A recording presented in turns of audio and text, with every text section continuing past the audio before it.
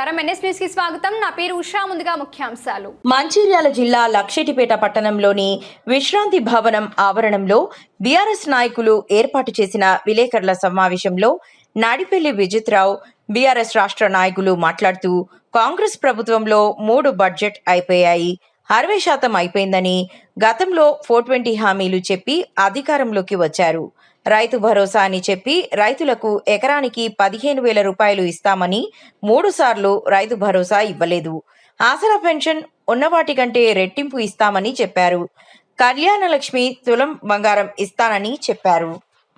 కొనట్లేదు, తేమ శాతం అని చెప్పి నన్ను ఇబ్బంది పెడుతున్నారు. నేను ఇది గిట్ట కొన్నట్టయితే నేను ఆత్మహత్య చేసుకోవాల్సి వస్తుంది అని చెప్పి ఒక మీడియా ముఖంగా మీడియా వాళ్ళు కూడా పాపం రైతు మీరు ఏడవకంటే ఆయన లోపలికి వెళ్ళి వచ్చినటువంటి బాధను చూస్తుంటే, ఆ తీరును చూస్తుంటే హృదయం చలించిపోతుంది. రైతుల బాధ అనేది ఇది రేవంత్ రెడ్డి మా గారికి కనబడతలేదు. దయచేసి మీడియా మిత్రుల ద్వారా తెలంగాణ ప్రజానికానికి తెలియజేస్తున్నాం. ఎందుకంటే రైతులను మోసం చేసే ప్రభుత్వమే కాంగ్రెస్ ప్రభుత్వము. 1 ఎకరానికి మట్టుకే ఇచ్చి దీని రైతు బంధును దులుపుకుంటాడు. దీన్ని అందరు గమనించి పెద్ద ఎత్తున నిరసన తెలియజేయాలి. మా విజిత్రావు గారు చెప్పినట్టు బడ్జెట్లో లేని ఎక్కడికి వెళ్ళిస్తాడు? 3 సార్ల బడ్జెట్ ఆల్రెడీ అయిపోయింది. ఇంకా నువ్వు ఇచ్చినటువంటి హామీలు ఎక్కడికి వెళ్ళి నెరవేరుస్తామని చెప్పి మేము ఈ సందర్భంగా లక్షెట్పేట వేదికగా గవర్నమెంట్ను హెచ్చరిస్తున్నాము. ఎందుకంటే ఇందిరమ్మ ఇండ్లు ఇస్తాం, 2,500 రూపాయలు ఇస్తామని చెప్పి ప్రతి ఒక్క మహిళ దగ్గరికి వెళ్ళి ఆధార్ కార్డులు తీసుకొని ఇలా మున్సిపాలిటీలో మరి దండిగా ఓట్లు అయితే దండుకున్నారు. కానీ మళ్ళీ ఆ యొక్క 2,500 మాట ఏ వాడలో కూడా ఎక్కడ కూడా మాట్లాడతలేరు. కాబట్టి ఏదైతే వాళ్ళు ఓట్లు దండుకున్నారో మరి ఆ ఓట్లు దండుకున్న విధంగా ప్రజలకు వాళ్ళు చెప్పినటువంటి హామీలను తీర్చకపోతే ఖచ్చితంగా రేపు పొద్దుగాల ఇంకొక నెల రోజులో 2 నెలలు చూస్తారు. ప్రజలు ఆ నెల 2 నెలల తర్వాత ఖచ్చితంగా ఆ కార్యకర్తలను కావచ్చు, ఆ నాయకులను కావచ్చు, ఖచ్చితంగా గల్లబట్టి అడిగే రోజులు వస్తాయని చెప్పేసి ఈ సందర్భంగా తెలియజేస్తున్నాం. కాబట్టి తప్పకుండా మీరు ఏదైతే హామీలు ఇచ్చారో ఆ హామీలను వెంటనే అమలు పరిచే దిశగా ఈనాడు ప్రభుత్వం ముందుకు పోవాలి. లేదంటే మాత్రం ఖచ్చితంగా ఇంకొక మేము మా పెద్దలు చెప్పాను, మొదలు గెలిచినాడు 100 రోజులు వాళ్ళకి అవకాశం ఇద్దామని చెప్పేసి ఈ 100 రోజుల అవకాశం ఇచ్చిన తర్వాత ఈ యొక్క బీఆర్ఎస్ పార్టీ తరఫున ప్రతి ఒక్క పౌరునికి ఏ విధంగా వాళ్ళు హామీలు ఇచ్చారో, ప్రతి మనిషికి ఏ విధమైనటువంటి స్కీములు ఇస్తామని చెప్పారో ప్రతి స్కీమ్ వెనుక బీఆర్ఎస్ పార్టీ ఈనాడు లక్షపేట మున్సిపాలిటీ పరంగా కానీ మంచిర్యాల నియోజకవర్గ పరంగా కానీ ఉద్యమం చేయడం చేయక తప్పదని చెప్పేసి ఈ సందర్భంగా హెచ్చరిస్తున్నాం. తప్పకుండా రాబోయే రోజులలో వాళ్ళను ఖచ్చితంగా నిలదీస్తామని చెప్పి ఈ సందర్భంగా మాట్లాడుతూ అందరికీ నమస్కారం. ఏ పని చేసినా కూడా రైతులకు ఇస్తే ఏమొస్తుంది, వృద్ధులకు పెన్షన్లు ఇచ్చినా ఏమొస్తుంది, వీళ్ళందరికీ బడ్జెట్లో పెట్టుడు వరకే కానీ వాళ్ళకి ఇస్తే మాకేం రాదనే ఉద్దేశంతో వాళ్లకు సొంత నాయకులకు, మంత్రులకు కానీ, ముఖ్యమంత్రికి కానీ, పార్టీ నాయకులకు కూడా కమిషన్ వచ్చే కార్యక్రమాలకు ఈ డబ్బులన్నింటినీ వచ్చిన డబ్బులను వాడుకుంటూ వాళ్ళు కమిషన్ తీసుకుంటారు తప్ప రైతులకు ఇవ్వవలసిన రైతు బంధు గతంలో కేసీఆర్ ఉన్నప్పుడు 5,000 ఇచ్చిర్రు, వీళ్ళు 7,500 అన్నారు, 7,500 పోయింది, 6,000 అన్నారు, 6,000 పోయింది, 3 సార్లు ఎగ్గొట్టిర్రు. ఒక్కసారి అయితే 3 ఎకరాలకే ఇచ్చిర్రు. రేపు ఇవాళ కూడా వేస్తామని చెప్తున్నారు 1 ఎకరానికి.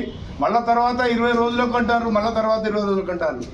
ఏదైతే వాళ్ళు కలబొల్లి మాటలు చెప్పి అబద్ధం ఆడి వేసినామని చెప్పుకోవడానికి ఇలా 1 ఎకరానికి వేస్తారు కావచ్చు అనుకుంటాను. మొత్తం మందికి వేసినామని చెప్తారు. వేసినామా లేదా ముఖ్యమంత్రి మాట్లాడే మాట అదే. మొన్న చెప్పారు, ఇంతకుముందు మన విజిత్రావు గారు పూర్తిగా వివరంగా చెప్పారు. రైతులు, ప్రజలు అందరూ అర్థం చేసుకోవాల్సిన విషయాలు బడ్జెట్ విషయంలో చెప్పారు. మేము చెప్పేది కూడా అదే.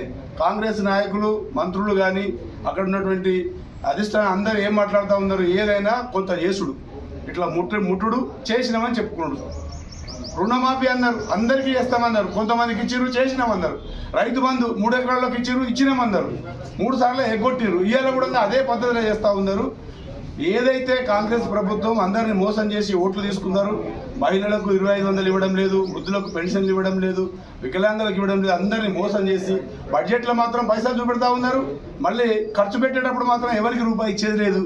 ఇది ప్రజలను ఇంకా మోసం చేస్తున్నారు. కాబట్టి వాళ్ళ సొంత లాభాలకు పర్సెంటేజ్ వచ్చే వాటికి మాత్రం పక్కా పేమెంట్ ఇచ్చి పైసలు తీసుకుంటా ఉన్నారు, కమిషన్ లాభపడుతున్నారు.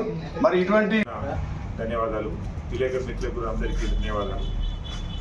ఈ కాంగ్రెస్ ప్రభుత్వం వచ్చిన తర్వాత, రేవంత్ రెడ్డి గారు ముఖ్యమంత్రి అయిన తర్వాత 3 బడ్జెట్లు అయిపోయినాయి. మొన్న మా పెద్దలు కేటీఆర్ గారు చెప్పినట్టు 60% అయిపోయినట్టే.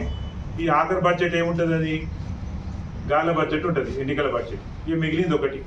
వీళ్ళకేమన్నా ఈ కాంగ్రెస్ ప్రభుత్వానికి, రేవంత్ రెడ్డి గారికి ప్రజలకు వాళ్ళు ఇచ్చిన హామీలు చేయాలని ఉద్దేశం ఉంటుంటే ఈ 3 బడ్జెట్లలోనే 100% క్లారిటీ రానుండే, 100% మొత్తం డీటెయిల్గా వాళ్ళు ఏవైతే 420 మోసాలైన హామీలు ఇచ్చిండ్రో దానికి సంబంధించిన కేటాయింపులు బడ్జెట్ క్లియర్ ఉండరు. ఇవాళ అన్ని వర్గాల వాళ్ళను మోసం చేసిండ్రు వీరు.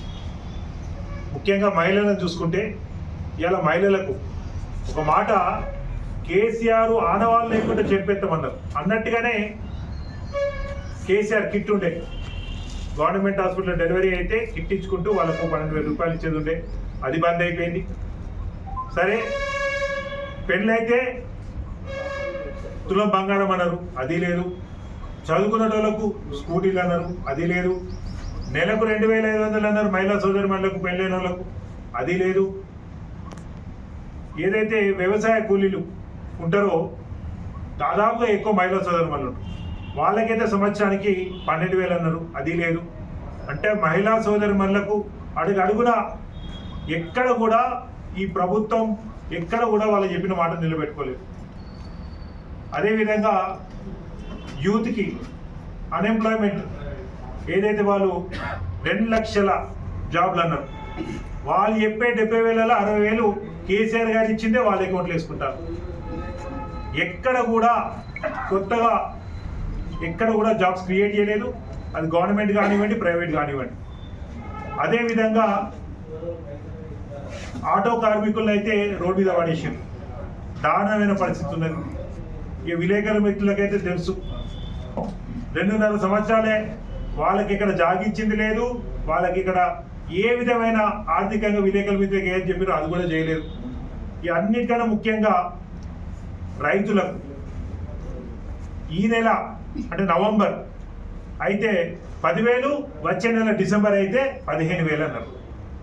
అంటే వాళ్ళ మాటలలోనే డిసెంబర్లో ఇవ్వాలి. కేసీఆర్ ఉన్నప్పుడు డిసెంబర్లో ఇస్తేనేమో రైతు బంధు పైసలు వస్తాయి, తీసుకుపోయి న్యూ ఇయర్కి తగలబెడతారు, వైన్ షాప్లు కొడతాను, మందు తాగుతాను, దానికే పోతున్నాయి, గిట్లు ఇస్తాను, గట్లా తీసుకుంటున్నాను కాంగ్రెస్ వాళ్ళు అన్నమాట, రేవంత్ రెడ్డి అన్నమాట. అంటే డిసెంబర్లో ఇస్తున్నాం అని చెప్పారు. ఇవాళ నవంబర్ 20, ఇవాళ మార్చికి వచ్చింది. నవంబర్ అంటే మేము నవంబర్లో అన్నాడు, వచ్చే నెల డిసెంబర్లో ఇస్తామని, ఇవాళ మార్చి 22. ఈ మార్చిలో అసలు ఈ మార్చిలో చూస్తే అన్ని కాలాలు చూసినాం మనం. ఎండాకాలం చూసినాం, వర్షాకాలం చూసినాం, చలికాలం చూసినాం. ఈ మార్చిలో అన్ని చూస్తున్నాం.